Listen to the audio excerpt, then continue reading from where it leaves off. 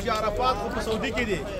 او روجا چا سره ونیسو هغه جدا خبره ده خو عرفات چې کوم یادي د عرفات میدان جبل رحمت هغه دې ته وایي عرفات ورته ځکه وایي چې آدم علیه السلام او حوا وي مختلفو ځایونو کې کوز شوي وو دلته را یو ځای شوي وو عرفتو په معنا د پېژندګلو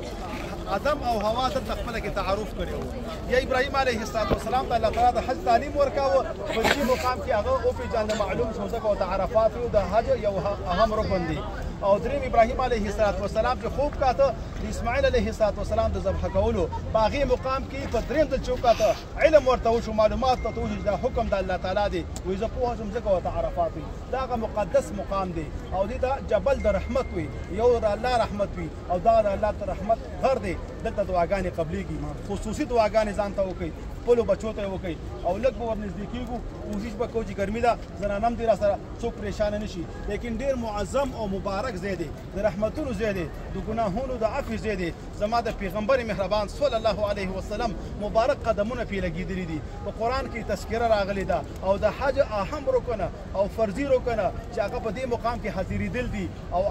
یو پکې عرفات غر دی د عرفات غونډۍ ده او بل پکې هغه مسجد نمرو دا دواړه مونږ وکتل خصوصي دعاګانې به دې مقام کې انشاءالله مونږ غواړو مخکې به ځو دا غر پکې تاسو ته مخامخ ښکاري او دې ځای کې دا علامه هم تاسو ته ښکاري دغه بس عرفات غر دی او دا بره پې یو نشان دی او دا د رحمتونو ځای دی او رحمتونه پې نازلېږي ډېرې دعاګانې خپل ځان ته خپلو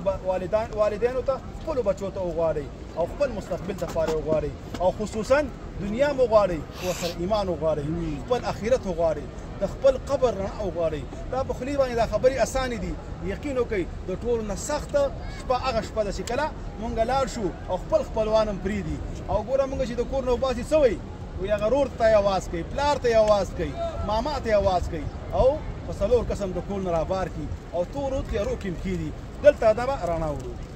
دا د الله تعالی رحمت دی او جبل رحمت تعالی راوستي دا دعا غواړي چې الله قبر راته د خوشحالو کړي دعاګانې به کوو که نه اجتماعي دعا وکړئ اللهم ربنا اتنا فی الدنیا حسنه وفي الاخرة حسنه وقنا عذاب النار یا الله زموږ دا مشران راغلي دي په عمرونو کې برکتونه واچوي دا عبادتونه ټولو ملګرو قبول کړي توبې هم وستي الله رانه قبول کړي دعاګانې هم قبول کړي او یا الله د حج په موقع باندې انده کال مونږ دلته راولي یا الله دا دعا زموږ قبول کړي د والدینو سره هم راولي د ښځو سره هم راولي د خویندو سره هم راولي د بچو سره هم راولي یا ټول راولي او ټولو د عمل قبول کړي او یا الله دا مبارک ساعتونه زموږ دپاره د قبر د نجات او د قبر د رڼا ذریعه وګرځي قبر کې د خوشحالو ذریعه وګرځي د جنت ته د تلو ذریعه وګرځي د جهنم نه د پناه ذریعه وګرځي اللهم ربنا آتنا فی الدنیا حسنه وفي الاخرة حسنه وقنا عذاب النار